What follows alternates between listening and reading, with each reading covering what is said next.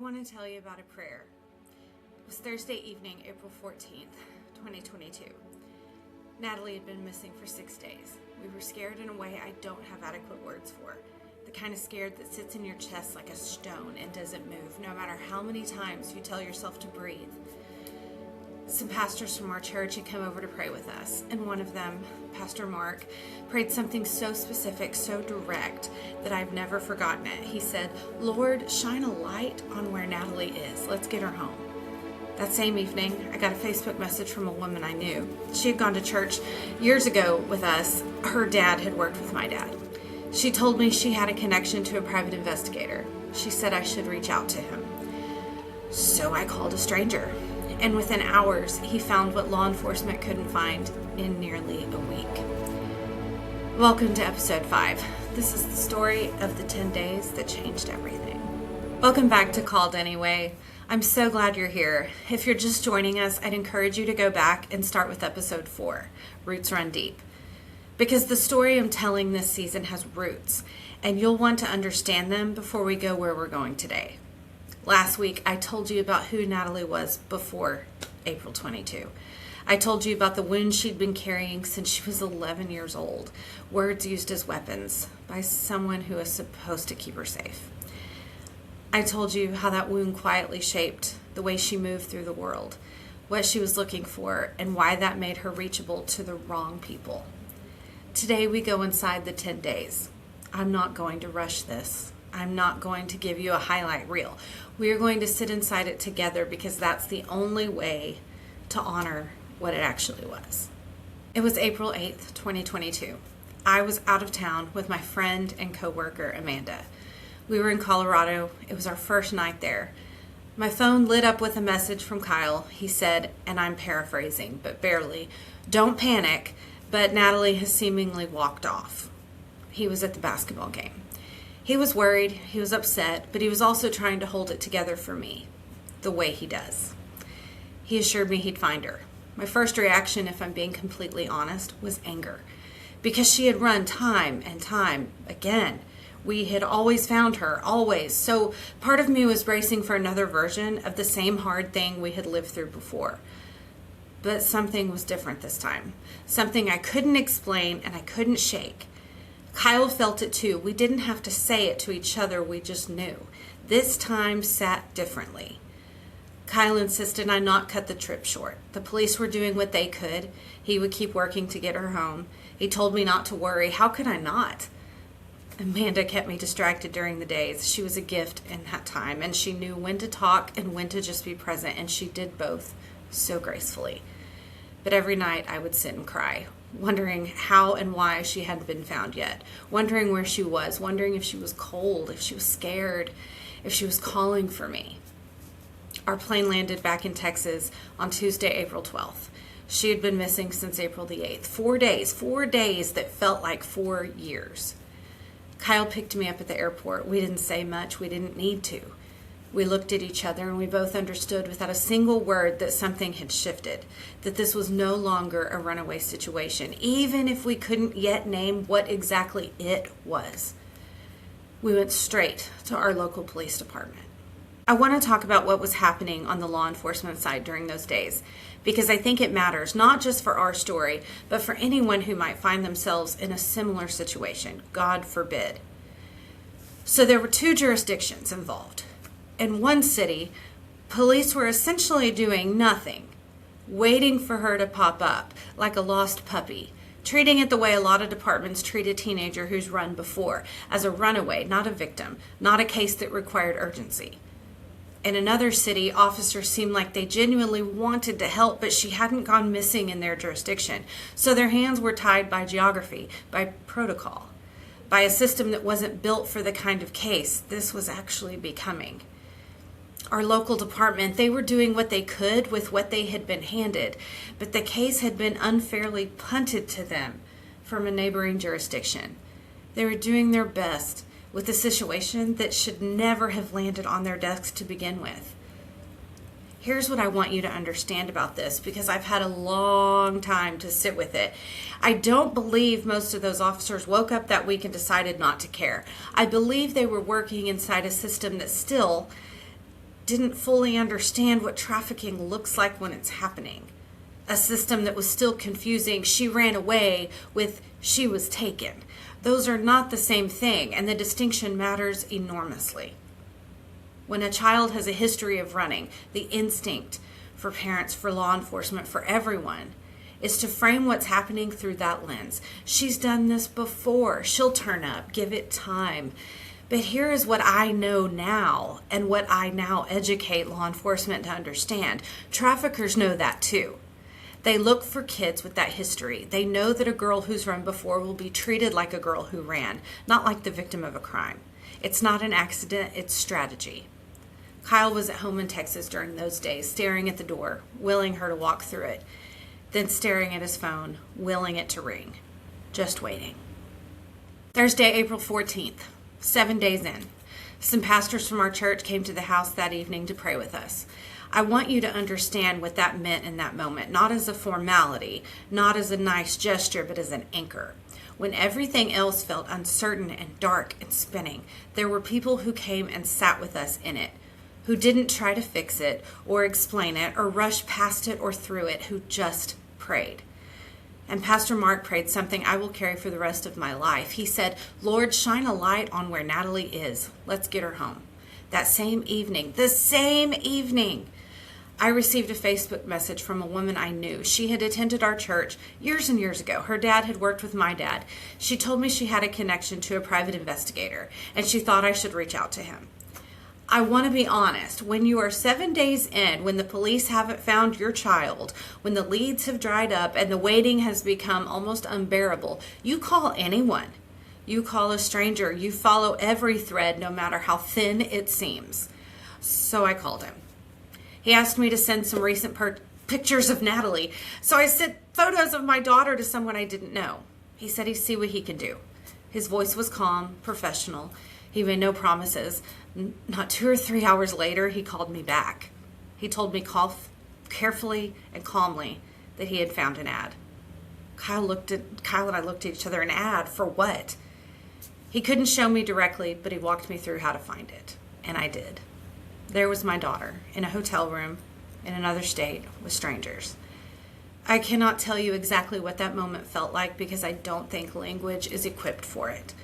I will try anyway because I think it deserves more than I can give it right now. But in that instant, the world reorganized itself. Everything I thought I understood about safety and danger and how close evil could get to your own front door, all of it shifted in a moment. Our investigator explained to us what we were looking at. He used the word trafficked. He had to explain to us more than once before it clicked, not because we weren't listening, but because the mind resists certain truths. It takes time to let something that terrible become real. She had been trafficked. Our daughter, our Natalee. We knew we had to get in the car and drive. The ad was traced to Oklahoma City, so that's where we went through the night. Kyle and I driving north with our hearts in our throats and a destination that felt both too far and not far enough. In the early morning hours of Friday, April 15th, the Oklahoma City Vice Unit conducted a raid on the hotel where she was being kept. These were experienced officers. They knew exactly who they were looking for and exactly what they were walking into. They raided multiple rooms and made several arrests, but her trafficker got away, and they did not have Natalee. I cannot describe what it felt like to hear that. We were now in a city where people knew we were looking, and my immediate visceral fear was that they would hurt her, that they would decide she was too much of a risk, too much of a liability, that they would do something terrible just to protect themselves. I said it out loud. Now they'll hurt her. She's become a liability. And one of the men standing with us, someone I respected, someone with experience in this world I knew nothing about, said to me something that rocked me to my core. He said, "They won't hurt her. She's very valuable. She's pretty, she's young, and she has braces, which makes her appear even younger." I need you to sit with that for a moment because I had to. My daughter's braces, the ones we'd taken her to the orthodontist for, the ones she'd complained about, the ones that were just supposed to straighten her teeth, were part of what made her worth more to these people. Her youth, her appearance, her vulnerability, all of it quantified, all of it assigned a value by people who saw her not as a human being, but as a commodity. This is what trafficking is, and I need you to hear it plainly because the word itself can feel abstract until you understand what it actually means in practice. For the next 2 days, we chased leads and watched them lead to nothing. My brother came up to help search, and I love my brother. I want to be very clear about that. He showed up for us in a way that meant everything. But at some point, and I'm still not entirely sure how we got here, my brother decided to self-search an abandoned office building alone in Oklahoma City in the middle of the night, and he left me in the truck. Now, I want you to picture this. I am sitting in a parked truck in a dark parking lot in a city I know nothing about, watching my brother disappear into an abandoned building to search for my daughter, trying to calculate the odds of various catastrophic outcomes. What if he finds someone in there and startles them? What if someone has a weapon? What if he shoots someone? What if someone shoots him? What if he trips and falls through a floor? What if I sit here for 20 minutes and he doesn't come back? And underneath all of that, the thought I kept circling back to was, what do I tell our mother? I am in Oklahoma City looking for my trafficked daughter, and I may also have to explain to our sweet, sweet mother how I lost my brother to an abandoned office building. He came out fine. Nothing was in there. Of course, nothing was in there. But I aged approximately 4 years in those 20 minutes, and I want that on the record. I say this because even in the most terrifying seasons of your life, and this one was the most terrifying of mine, these are these absurd, human, almost comedic moments that break through. And I think they're grace. I think God puts them there on purpose. Little pressure valves, little reminders that you are still a person, still capable of feeling something other than dread, still alive in your body even when everything feels like it's falling apart. Hold on to those moments when they come. They are not a sign that you don't take things seriously. They are a sign that you are surviving. By Monday, April 18th, I was sitting in a Waffle House. Kyle had gone back to Texas. Media coverage was growing, and we didn't know yet whether our son Christian might need to come home from college. Our investigator had driven up from Houston and was sitting across from me. I was grateful he was there, genuinely. But I was also running low on something I hadn't realized was a finite resource: the ability to keep believing this was going to end well. I was losing hope. I want to say that honestly because I think hope is something we talk about in very tidy ways. Like it's a switch you flip, a choice you make, a discipline you practice. And sometimes it is, but sometimes it's also something that drains out of you slowly, day by day, lead by lead, that goes nowhere, hour by hour of sitting in a Waffle House in Oklahoma City, wondering if your plan is really just to watch hotel parking lots until you happen to see your daughter. I was losing hope, but I was not in despair. There is a difference, and it matters.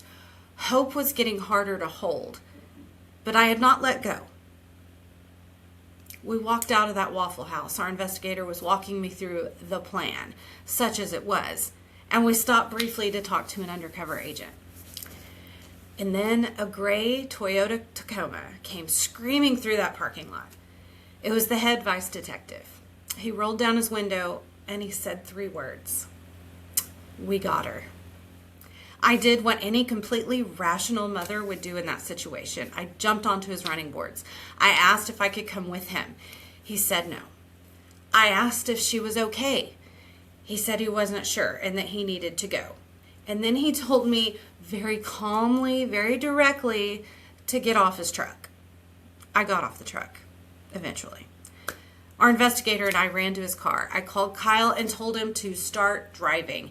And as I sat there catching my breath, I looked over at our investigator, this man who had found my daughter in hours when no one else could find her in a week. And I noticed something. He looked almost sad. He said, "Text the detective, tell him you need a photo to verify it's her."